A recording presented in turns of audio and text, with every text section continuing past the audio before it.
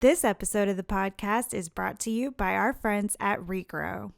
Hey, cannabis operators, got a couple questions for you. Are your SOPs tied directly to your cultivation plans? Can you easily manage your inventory and workforce and vendors from a single system? Can you manage compliance across multiple licenses and states? Do you have performance analytics to help you maximize your 24-month cultivation and manufacturing plans? If this is not the case, Regrow is there to help. They can help you maximize your yields and consistency. Think of Regrow as the single pane of glass view into your entire supply chain. They're available globally with native localization and foreign language support. So if you're a cannabis company searching for a strategic business partner to help you automate your business, scale effectively, and make the supply chain work for you, you can find Regrow at regrow.io. That's regrow.io. Regrow, the premier cloud-based cannabis supply chain management system.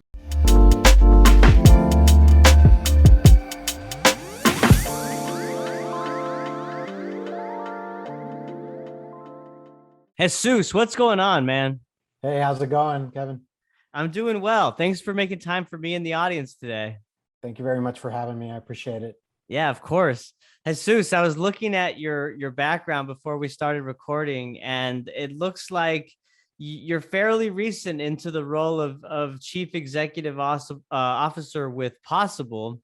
And I noticed before your current role, you spent 15 years with Beacon Building Products, which is the largest publicly traded building materials distributor in North America. So, Jesus, I want to hear all about your background. It's very impressive. 15 years, you worked your way all up the ladder, and then now cannabis. Tell us about this journey. Yeah, no, I spent, you're right, 15 years in my previous career in building materials distribution. It was a fun ride. It was a long ride. And ultimately, the allure of cannabis and participating in this new industry and being a part of forming something cool that is going to be here for a long time was something that really attracted me. And, building materials is a very safe industry. So but it just grows at a slow pace. So I was there in that company when the top 5 distributors controlled less than 15% of the market. So I was there through all the consolidation. So by the time I left 15 years later, not the top 5, but the top 3 companies controlled 65% of the market. So I was with that company during a very fast growth stage. So I was used to growth of 16-20% in what is an industry that grows 3 to 4. Mm-hmm. So a lot of acquisitions and a lot of integrations in that time frame, but it had gotten it to a point where the industry had kind of consolidated and we were going to start seeing growth rates of kind of more aligned to industry growth of 3 to 4%. And I guess I was a glutton for punishment, and I wanted to keep working really hard and growing 15 to 20%. And so cannabis seemed like the right place to do it. Yeah, no, that makes sense. I mean, you seem like you like the action, you like the challenge, and you like moving in a fast-paced environment. And I mean, what better place than cannabis? So I guess my first question is, I mean, are you a consumer, or is this just something that you saw as like an opportunity because you saw this as a burgeoning industry? No, a consumer and somebody that had seen cannabis, kind of not really. It was kind of happened by accident, right? So like cannabis as an industry, as a consumer, but really was kind of more risk adverse than didn't have that entrepreneurial bone in my body yet. But it really attracted. So the founder of this business, a guy by the name of David, he and I go back since we were little kids. I think we've known each other since we were like 10 years old. He was a good friend. Wow. He'd been in ag his entire time, wanted to get in cannabis. And we had always kind of chatted about one day we'll do business together. And he had founded a bunch of companies. He had called me for a bunch of opportunities during the 15 years I was in Beacon. And it was always like, hey, I've got a good setup.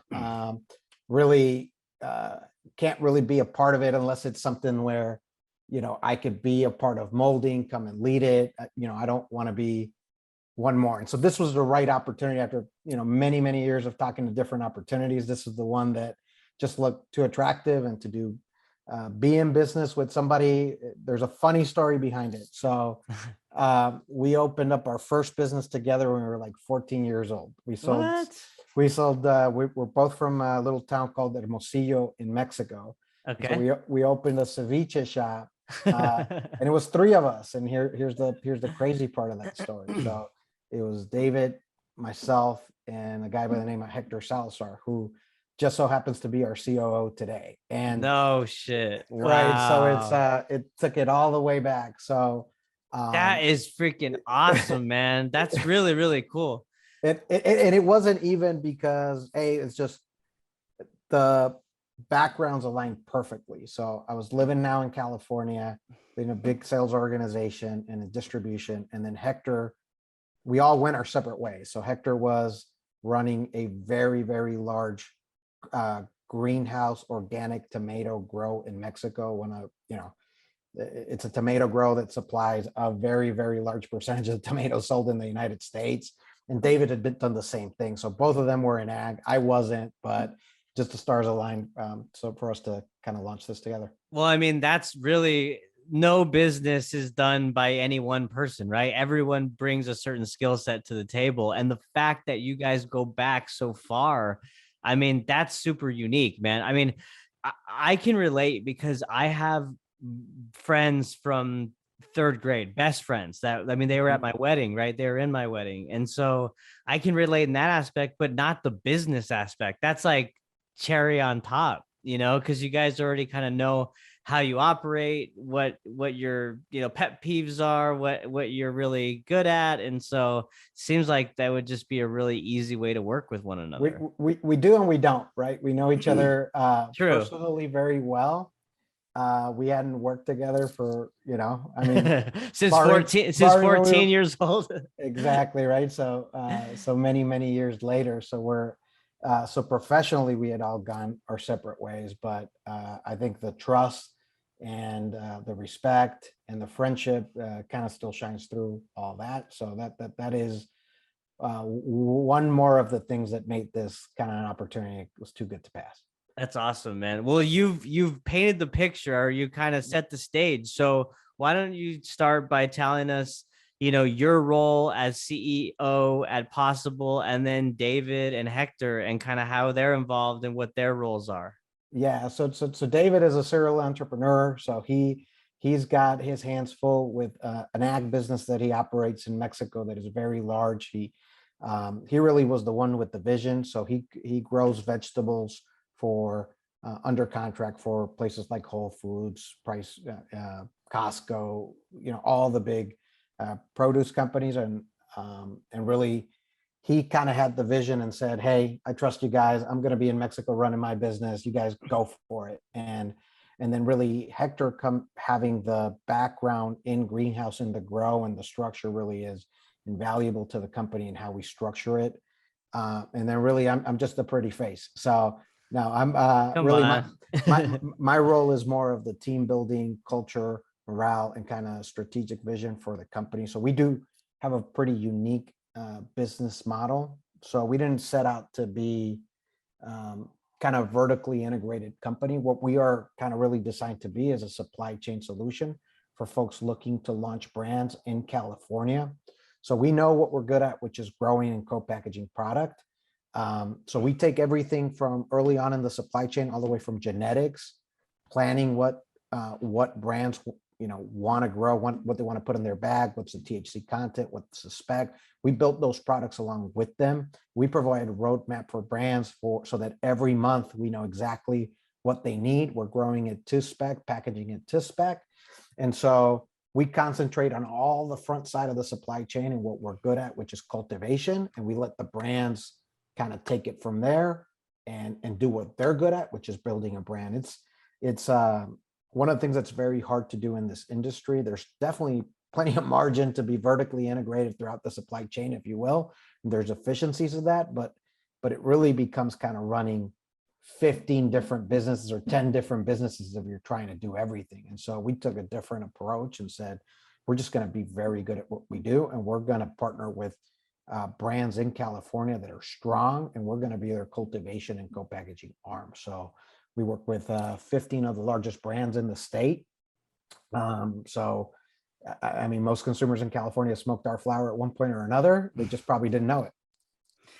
That's really interesting. So let's dive into that. I mean, there's a lot to unpack there. So I guess after looking at the website, POSIBL's website, I noticed that y'all really do pride yourself in the cultivation aspect, right? Mhm. High quality flower. I saw that throughout the website. So why don't you talk a little bit about like your cultivation methods? What makes you different than other cultivators out there when it comes to producing high quality flower? Yeah, no. So we pride ourselves very much. There's a couple of things that we're very passionate about. One is sustainability and the belief that greenhouse is really the wave of the future from a carbon footprint. So our core belief is that you can produce with the right technology, and that's the key part of this whole thing. That with the right technology, you can grow indoor quality flower in a greenhouse setting. So ultimately, we feel like that is the wave of the future as, you know, margins continue to drop and there's price pressure. There's a heavy cost to grow indoor, and you can do that when the price is high. But as the price drops and this market becomes more evolved, that price pressure will really be significant. And when you're an indoor grower, you're creating an artificial environment from zero, right? You have to create 100% of the light there. How do you do it? Through energy, and energy has a cost tied to it. And so ultimately, indoor has great quality because they control the environments. But a greenhouse with the right technology and the right growing group can do the same thing. They can control the environment to give the plant ideal conditions, but without having to generate everything from scratch. So it's more of a supplemental light component than creating 100% of the light. So I'm taking natural elements of the sun or a good environment on the outside, and then I'm just supplementing what is needed to get to ideal at a much smaller cost curve in much bigger scale. It's just easier to scale in greenhouses. And ultimately, then you've got the other side of the spectrum, which is outdoor, which I mean, I tip my hats off to those guys. There's great flower being grown outdoor, but how can you do that consistently when you can't control the environment? And how do you build a brand around, having one or two cycles? A greenhouse allows you to have the same amount of cycles as indoor, 5 or 6 cycles per year, consistent quality year round at a much more affordable price point. So we're trying to bring high quality at a affordable price point, which we feel is kind of very important. Mm-hmm. Yeah, no, I mean, it is important. I know that is one challenge that indoor growers face, right? Is the carbon footprint, the amount of electricity that it takes to power those facilities. And greenhouse has been a good method of growing. And so I want to dive deeper into this merging, like you said, of technology and natural light, right? Like we've heard of light depth, we've heard of different things. So what specifically is this type of technology, and how is it enabling growers to have a more controlled grow environment? Yeah, and I mean, the technology is not new. It's just the technology hadn't really been applied to cannabis all the way. So they've been growing greenhouse tomatoes for a long time, right? And there's a reason you don't buy indoor grown tomatoes, right? Right. It's just too expensive. And so the technology has existed. It just hasn't necessarily been applied to cannabis in the past. And so what are some of that technology? It's supplemental LED light. It's supplementing CO2 levels.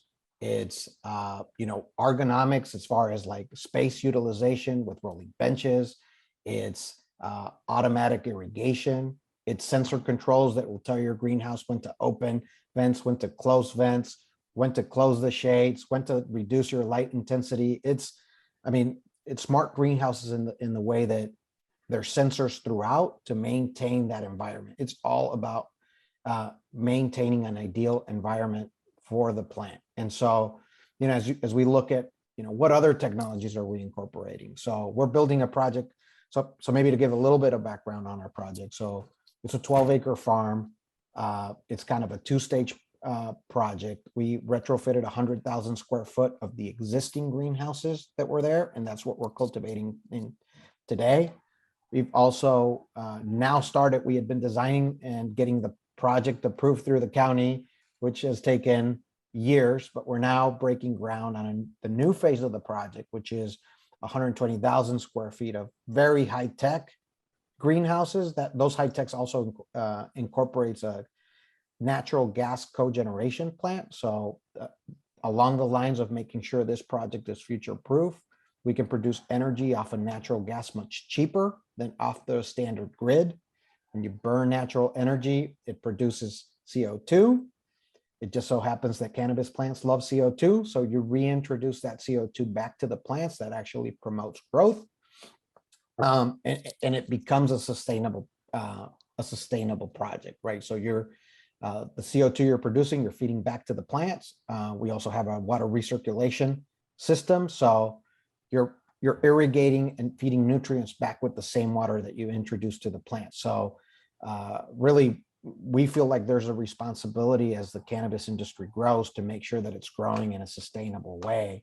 And when there's crazy stats out there about a power of indoor flower being the equivalent of driving from West Coast to East Coast 16 times, or there's stats about indoor cannabis being 10% of the entire electric grid in the state of Massachusetts. I mean, and when you look at that from a percent of GDP in Massachusetts, cannabis is not 10%. And right. So, you can be proactive and kind of get ahead of it and make sure that it's sustainable. Or ultimately, I do think, as the federal government looks at this, this will be one of the components that they're ultimately going to look at. And so you could wait until the federal government wants to put some draconian laws on top, or you could just kind of make sure that you're ahead of the curve, and ultimately it's good for the environment. And we believe in that. And in those savings in energy are also savings in costs. So it kind of all very much aligns with our vision. Yeah. Yeah, no, that all makes sense. I do wonder, I mean, it's evident, it's clear that POSIBL, is focused on sustainability and the method of greenhouse cultivation compared to indoor, right? Because of what we've talked about, the impact with the carbon footprint, energy consumption, and so on. I wonder though, like POSIBL, like in the future, right? You're a California brand now. Is there any plans to expand outside of California, which has the ideal growing weather outdoor, right? So, I mean, can this model be applied in other places where it's not so ideal?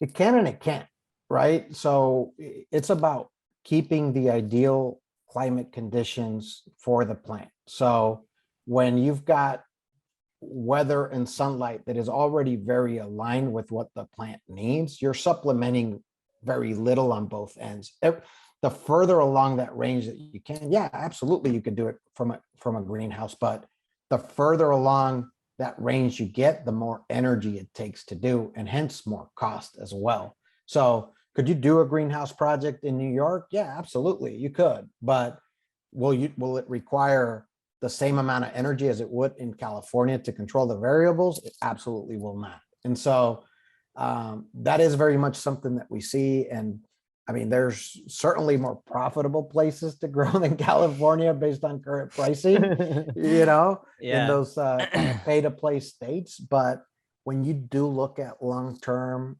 let's just say federal legalization happens at some point, who knows when, right? Do I think that at that point, places like California will have a tremendous competitive advantages? I mean, we operate in the Salinas Valley.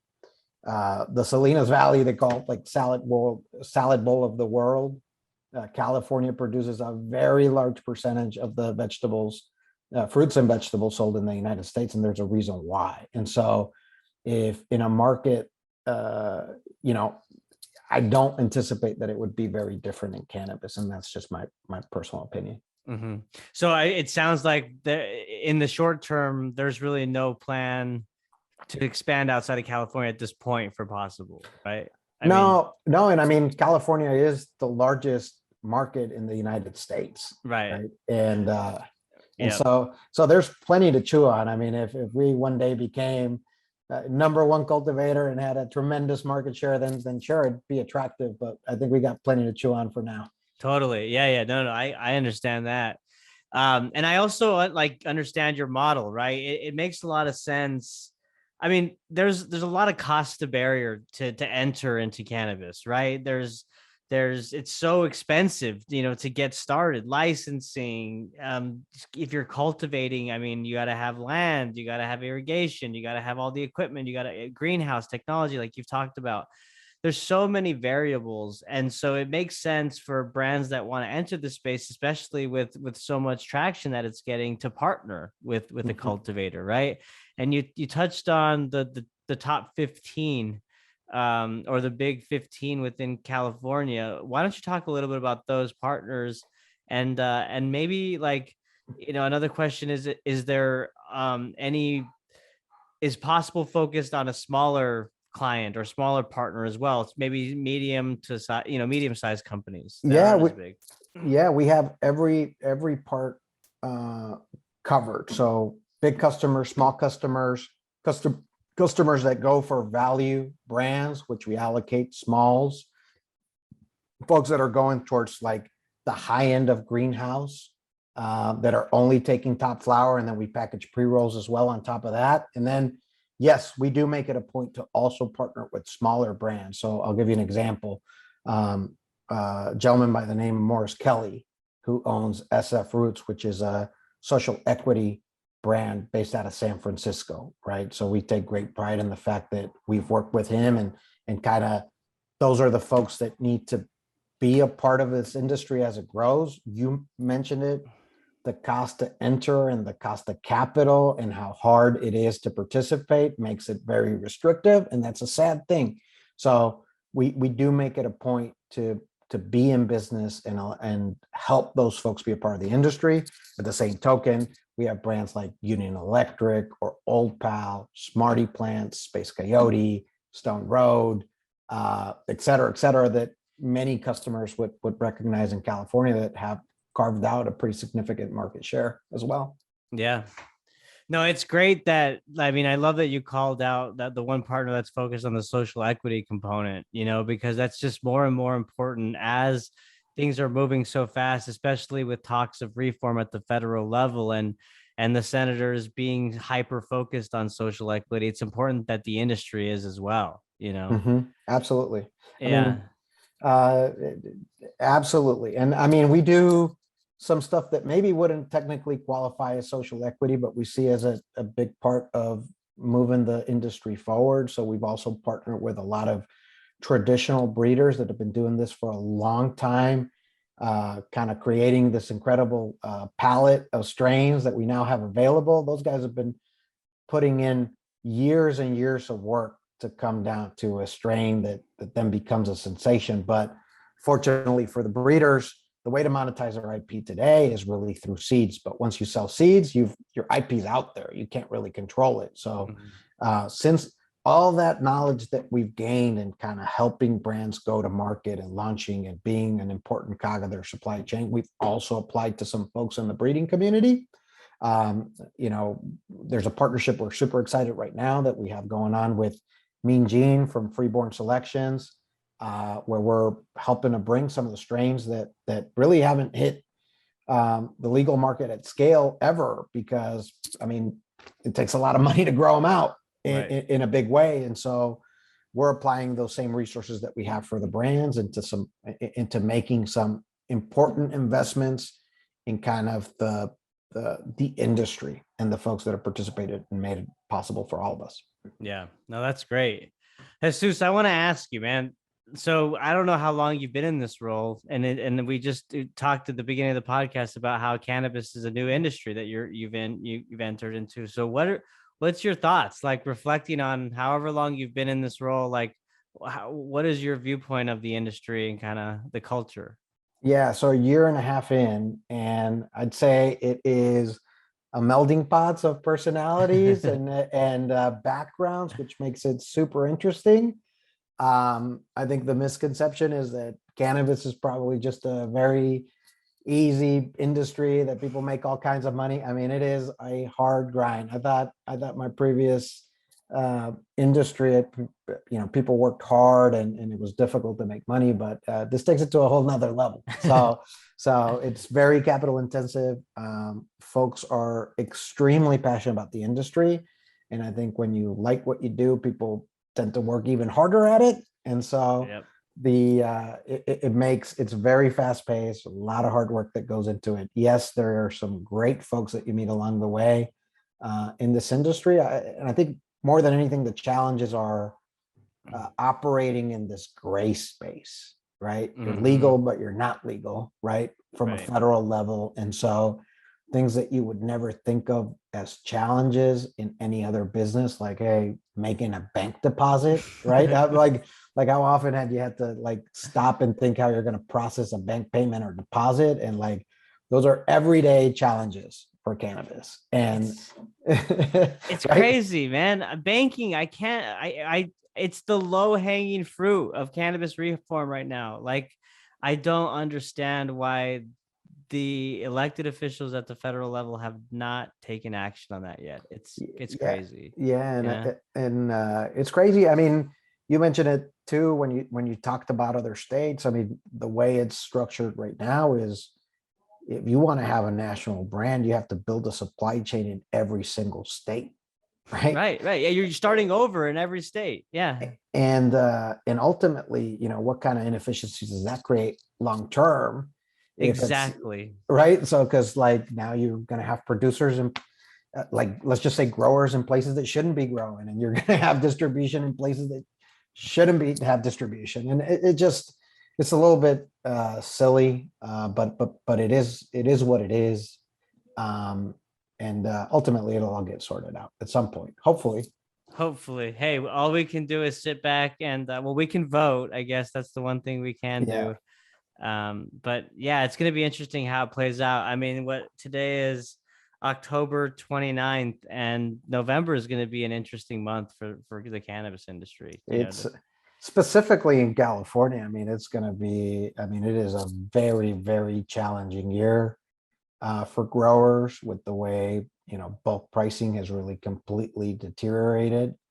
And so I feel more than anything for the traditional growers that have made the effort to go legal and gone from, a product that was high margin to an ever shrinking margin, and being heavily, heavily taxed on top of that, and adding a bunch of cost on the compliance side of things. So some folks are calling it an extinction event as far as like this winter crop is concerned. So heart goes out to some of those guys. Yeah, no doubt, man. I recently had Hirsch Jane on, and he's in California, focuses on helping, consulting different folks in the cannabis space. And we just talked through all the hurdles and the challenges that California has really kind of presented to itself, when rolling out this legalization, and the taxation alone is just crazy, talk about the cost of barrier. So, but well, I guess as we wrap up, my last question is POSIBL. So as the CEO, like, what are you guys focused on for the remainder of the year? What are your plans for 2022 and beyond? Any plans to IPO at any point, go public? No, we actually just finished a Series A raise to fund the construction of the new project. So we are excited. That is a long time in Congrats. the making. Yeah, that's great. Thank you. Yeah, I mean, we started, bought the farm December 17, really started operating 19. So it's a culmination of many years worth of work. So now really this year is about execution on the construction of the project, continue to onboard brands, continue to develop SKUs with them, and grow our relationships. And ultimately, we're very excited. We're about a year away from having the new greenhouse built, which I think will really change folks' understanding of greenhouse and what you can do in a greenhouse. So that really is our main focus right now. Nice, man. Well, sounds like you have a lot of exciting projects coming up, and yeah, you're in a great place to be in California when it comes to cannabis. Minus some of the challenges that we talked about. Minus the pricing, but from a growing conditions and a size of market, absolutely. Totally. Well, Jesus, where can people find y'all's website and social media channels if they want to learn more about Possible? Yeah, so our website is www.possible project, spelled POSIBL project.com. Instagram, same thing, Possible Project, POSIBL project is where to find us. And please do. We've got some great content. We've got a very informative video series coming out that covers every stage from genetics to cultivation. So I'll be coming out in like the next 3 months. We had a wonderful film crew out here. So anyways, I'll start dabbling. There's some great content coming. So please check it out. Nice. Awesome. Well, I look forward to checking that out. I'll be sure to put the links in the description blocks below here on YouTube so people can visit. So, Jesus, really enjoyed the conversation, man. Thank you so much for your time and sharing your role at Possible as the CEO. You too. My pleasure. Thank you, Kevin. Yes. And thank you all for listening. Bye.